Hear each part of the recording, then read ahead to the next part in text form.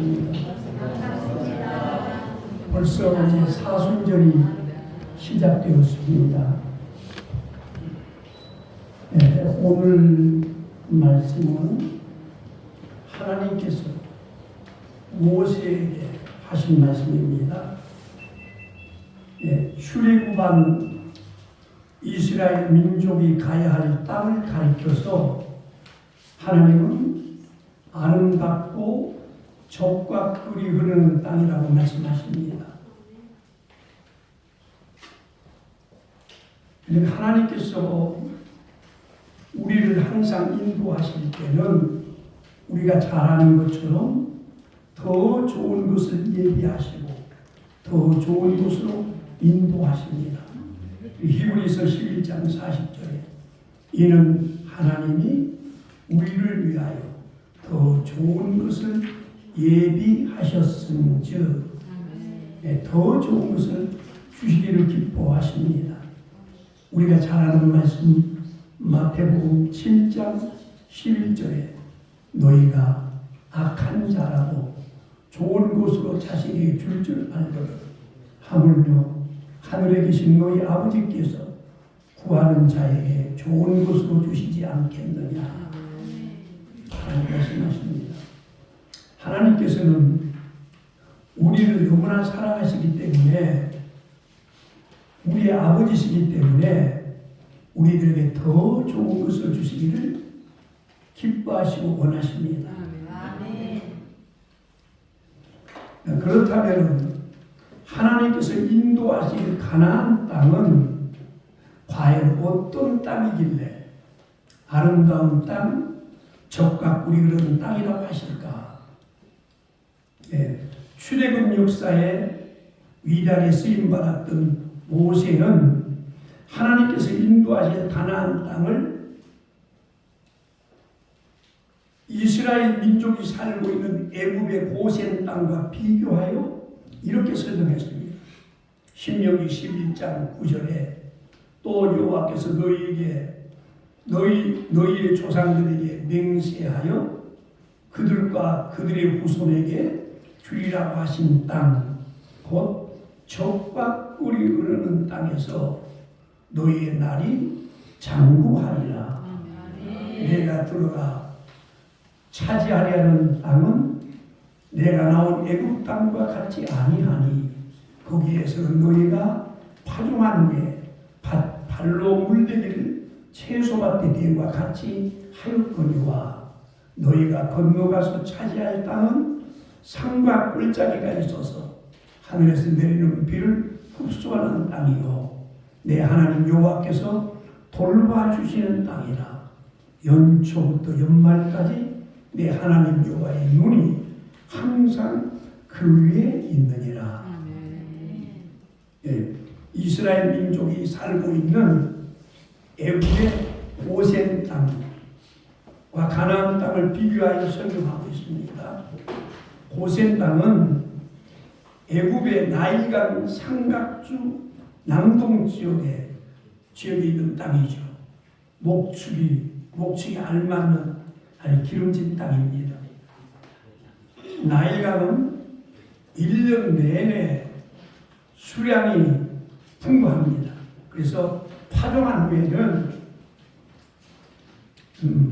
밭에 발로 물대는 게 뭘까요? 수차 발을 밟아서 물을 대기가 편한 땅이었습니다. 가뭄에도 별 지장이 없는 땅이 바로 고센 땅이었습니다. 애굽의 나일강 길이가 총 길이가 6,700km에 달합니다. 세계에서 두 번째로 긴 강이죠. 그리고 인류 4대 문명 발상지 중에 하나죠. 그에 비해서 가나안 땅은 어떤가요? 요단강은 어떤가요? 여러분 다 성지순례 가고 싶지만은 요단강은 개천, 그게 가뭄 때는 아주 실개천 같은 곳이에요. 가나안 땅은 1년 강수량이 세계에서 적은 것 중에 하나입니다. 덥고 척박한 광야가 있는 땅입니다. 여러분, 이스라엘은 물이 귀한 나라입니다. 강수량이 좁고 토질이 석과 사암 등으로 형성되어 있어서 지하수를 얻기가 힘든 땅이에요. 그래서 우기 때에 비를 미리 저장해서 식수로 쓰는 땅입니다. 이제는 달라졌죠.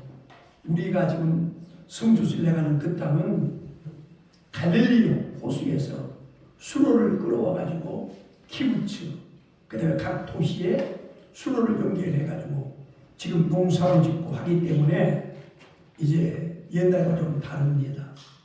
그러나 그래서 아브라함과 이삭과 야곱, 즉 족장들이 가는 곳마다 우물을 파면서 우물 때문에 다툼이 생긴 것도 이 때문입니다.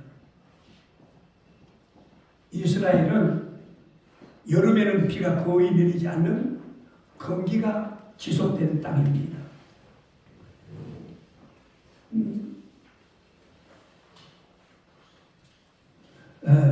우기는 이 가을과 봄이 시작되는 시점에 10월경 이듬해부터 4월까지 우기가 시작돼요. 이른비는 10월부터 11월경 가을에 내리는 첫 비를 가리켜서 이른비라고 말합니다. 이른비를 시작으로 우기가 시작됩니다. 이른비가 내리기 시작해 2, 3주가 지나면서 들판은 전혀 달라져요. 푸른 초장으로 변합니다. 그때 농부들은 밭을 갈고 파종을 하고 또 목축을 하는 사람도 신바람이 나는데, 그리고 비가 이른 비가 적당한 시기에 내려야 제때 씨를 뿌릴 수가 있고 또 경작을 할 수 있습니다. 예, 그래서 늦은 비는 겨울이 끝나고 봄이 시작되는 3, 4월경에 내리는 비입니다. 봄비라고도 합니다. 그야말로 단비입니다. 겨울 동안 자란 농작물 결실에 절대적으로 필요한 비가 바로 늦은 비입니다. 성경에 보면은 이 늦은 비가 제때 오지 않으면 저주로 간주하기도 했습니다. 아모스 4장 7절에 보니까 또 추수하기 높다 전에 내가 너희에게 비를 멈추게 하여 어떤 성읍에서는 내리고 어떤 성읍에 내리지 않게 하였더니 땅 한 부분은 비를 얻고 한 부분은 비를 얻지 못하여 말랐으며.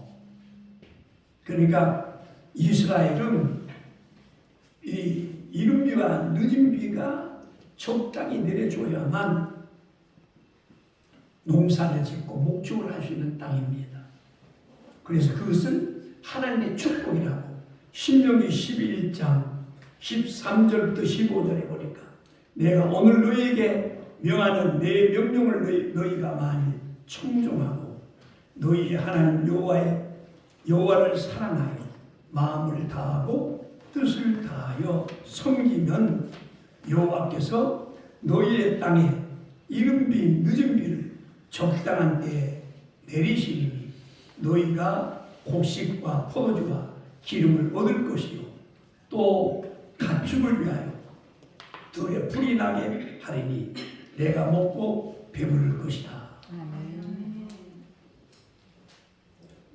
여러분, 하나님께서 아름다운 땅이다, 젖과 꿀이 흐르는 땅이라고 말씀하신 이스라엘에 처음 성지순례를 갔을 때 아마 여러분도 가보셨겠지만 지금 이스라엘은 그 가이드가 물병을 옆에 차고 늘 탈수를 할 수가 있기 때문에 감사합니다. 물병을 차고 그 다음에 모자를 쓰고 그 다음에 가방을 잘 챙기고 주의를 단단히 주죠.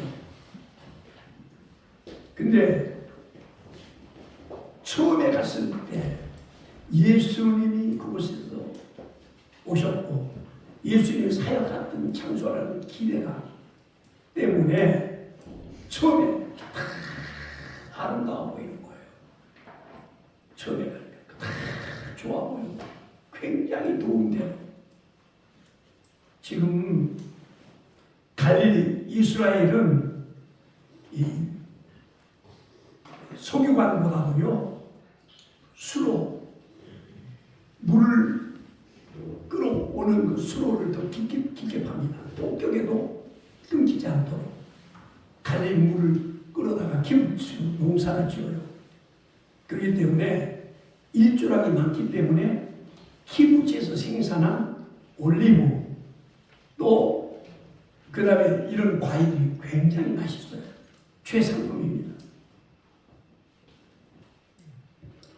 근데 호이신과 예수님께서 태어나시고 활동하시는 곳이라고 생각하니까 무조건 좋았어요. 첫 번에. 근데 두 번째, 세 번째 좀 오래 체류도 하고 히브리 대학도 가고 그렇게 갔을 때 의문이 생겼어요.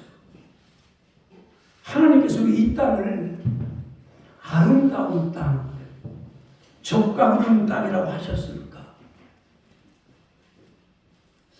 의문이 생겼어요. 근데 이것은 하나님 직접 하신 말씀이에요. 그리고 모세도 아름다운 땅, 적과 흐르는 땅이라고 계속 말을 해요. 애굽의 고센 땅이 훨씬 더 농사짓고 목축하기가 더 편리한 땅인데 그렇게 생각하면 이스라엘 가나안 땅은 척박한 땅이에요. 하나님께서 창조하신 이 지구의 아름다운 곳이 얼마나 많습니까? 뉴질랜드 같은 데는 우리나라뿐만 아니라 굉장히 많아요. 근데 어떻게 그 땅을 아름다운 땅, 정박 흐르는 땅이라고 하셨습니까? 제가 그게 의문이 생겼어요. 그게 무슨 의미인가? 이스라엘을 여러 번 가봤는데 내가 놓쳐버린 것이 무엇일까? 한번 생각해 보셨습니까? 근데 오늘 말씀에 신명기 11장 12절 첫째 내 하나님 여호와께서 돌보아 주시는 땅이다. 그러니까 하나님께서 지켜주시고 보호하신 땅이기 때문에 아름다운 땅, 적하고 있는 땅이라는 말씀이에요. 그러니까 하나님께서 품어주시는 땅, 이 아름다운 땅, 적과 꿀이 흐르는 땅이라는 말씀입니다. 아름다운 땅, 적과 꿀이 흐르는 땅이라는 말씀은 생명의 역사가 일어나는 땅, 희망 있는 땅이라는 뜻이죠.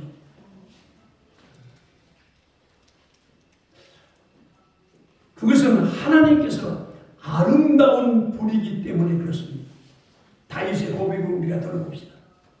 시편 27편 4절에 내가 여호와께 바라는 한 가지 일 그것을 구하리니 곧 내가 내 평생에 여호와의 집에 살면서 여호와의 아름다움을 바라보며 그의 성전에서 사모하는 그것이라.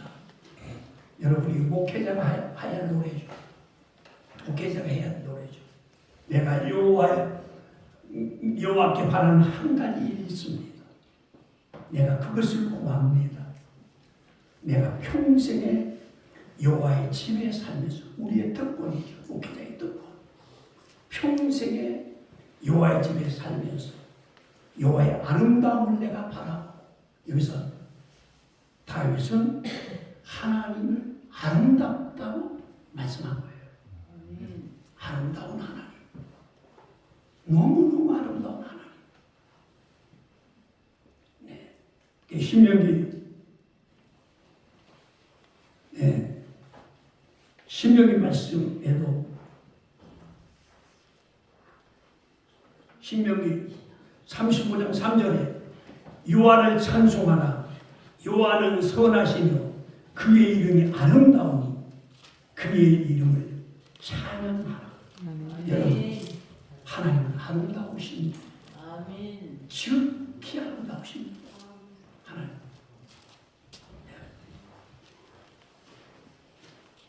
네. 최고로 선하십니다. 최고로 자비와 긍휼이 풍성하시고 사랑이시고 최고로 아름다우십니다. 여러분, 믿음의 사람 다윗은 이렇게 고백합니다. 시편 16편 5절 6절에 여호와는 나의 산업과 나의 잔의 소득이시니 나의 분깃을 지키시나이다. 내게 줄로 재어진 구역은 아름다운 곳에 있으며 나의 기업이 실로 아름답도다. 두 번씩이나 하나님께서 줄로 재어진 구역이 줄로 재어진 다윗에게 주신 구역이 너무 아름답다고 노래합니다. 감격해하고 감사해야 합니다. 다윗에게 맡겨준 그 구역이 아름답다 하고 노래를 그 감격해야 합니다. 그 이유가 뭘까요? 하나님, 아름다우신 하나님 품에 있기 때문에 그렇습니다. 동역자 여러분, 하나님께서 우리에게 줄로 재어진 구역이 어딥니까? 하나님께서 우리에게 주신 분깃이 어딥니까? 그건 우리가 섬기는 교회입니다. 여러분, 그거 우연이 아니고요. 하나님이, 주님이 줄로 지어줘서 나한테 맡겨주신 구역입니다. 그런데 나는 이 말씀 부딪히면서요, 내가 섬기는 교회가 아름답다 하고 감사하고 감격해 본 일이 없었어요. 여러분 어떻습니까? 여러분 목회하는 지금 목회지가, 여러분 섬기는 교회가 참 아름답다 그렇게 고백하십니까?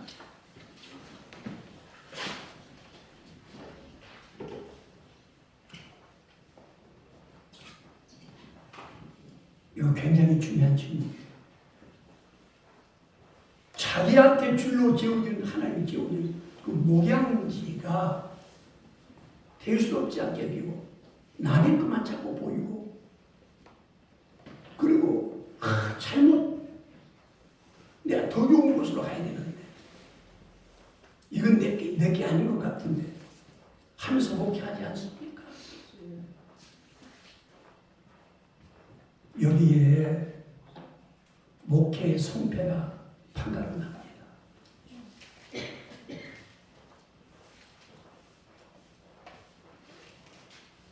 내가 섬기는 하나님께서 줄로 지어진 구역, 나에게 섬기는 교회가 아름답다, 적과 부리는 곳이다 하고 감사할 수 있어야 되지 않겠습니까?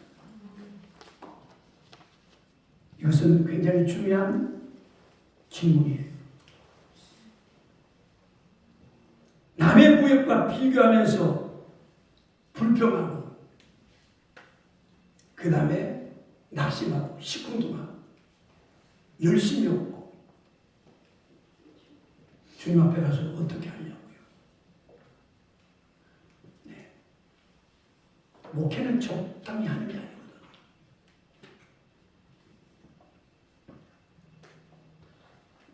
내가 사역하는 구역이 하나님께서 품어주시면 그곳에서 아름다운 일들, 그리고 생명을 살리는 일들이, 생명을 성장시키는 일들이 적과 거리는 구역이 됩니다. 그럴 때 목회가 행복해져요. 행복한 목회자가 됩니다.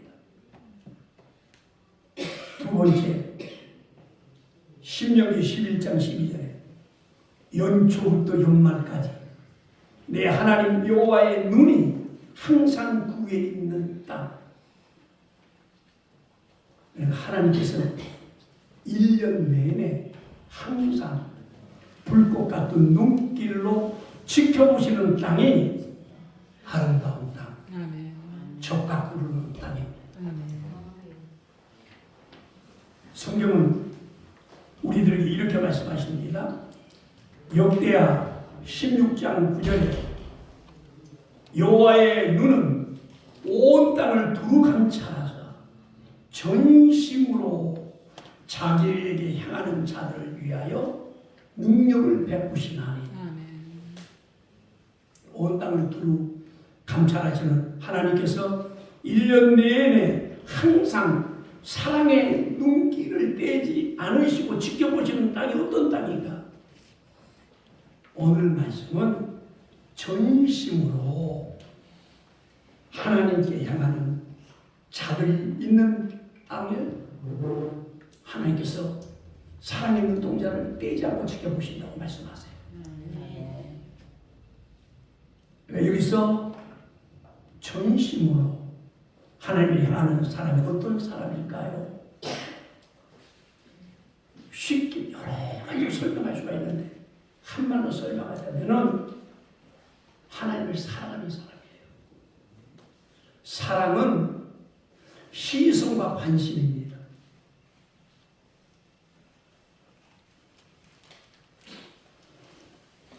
하나님을 사랑하는 사람,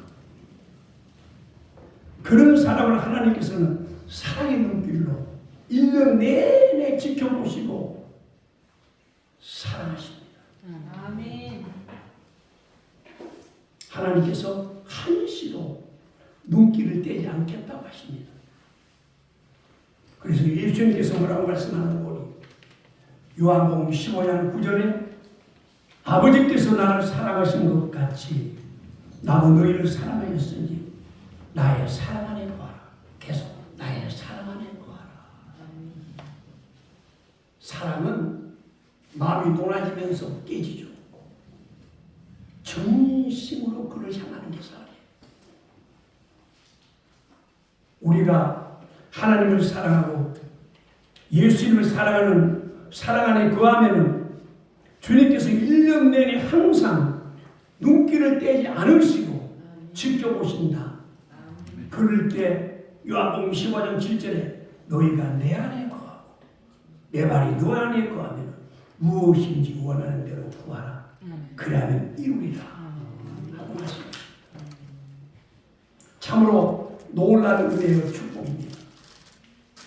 다윗은 시편 25편 15절에 내 눈이 항상 여호와를 바라보면 항상 여호와를 바라보 내 발을 그분에서 벗어나게 하실 것입니다.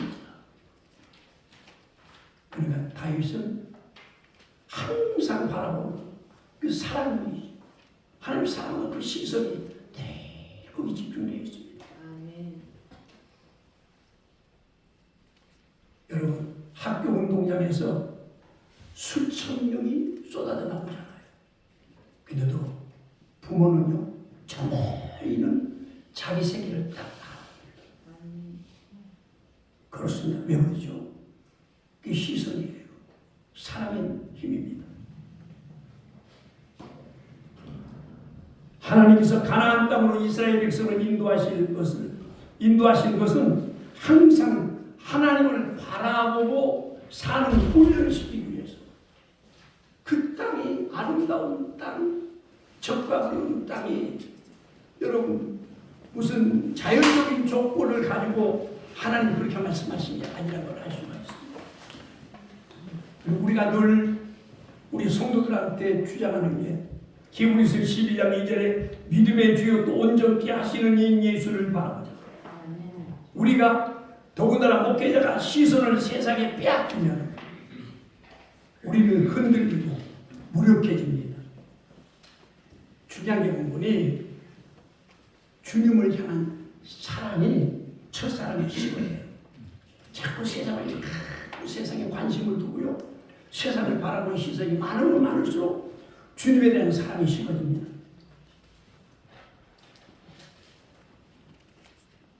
시선을 빼앗길수록 사랑이 식어집니다.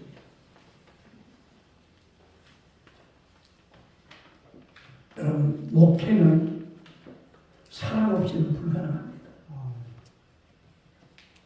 그러기에 부활하신 예수님께서 갈릴리 바다로 물고기 잡으러 간 제자들 찾아가시죠. 그 시몬 베드로에게 세 번씩이나 질문하신 말씀, 우리가 누구나 잘 아는 말씀. 요한의 아들 시몬아, 내가 나를 사랑하느냐. 여러분, 성경에서 똑같은 말을 세 번씩 하나님이 직접 인간에게 질문하시는 것은 이게 처음입니다. 처음이자 이게 중요한 게 뭐냐면은 왜 세 번씩이나 질문하셨을까요? 사람, 우리가 그 질문을 우리가 수시로 물어봐야 돼요. 자신에게. 하나님 사랑합니다. 내가 이 일을 하는 것이 하나님을 사랑하면서 하는 건가? 목양을 위임하시기 전에 주님께서는 사랑을 확인시켜 주시는 것입니다. 왜? 사랑 없이는 목회가 불가능해요. 여러분, 주님께서는 오늘 계시록 특강을 할 텐데 계시록을 통해서 첫사랑의 식어진 교회를 책망하십니다. 회복해야 되고 충전하십니다. 왜? 사랑이 식어진 목회가 안 됩니다. 인본주의가 되고요. 세속주의가 되고요. 안 됩니다.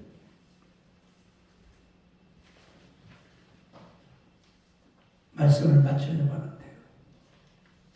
우리는 성경을 통해서 두 종류의 사역자를 봅니다. 우리가 늘 설교하는 거예요.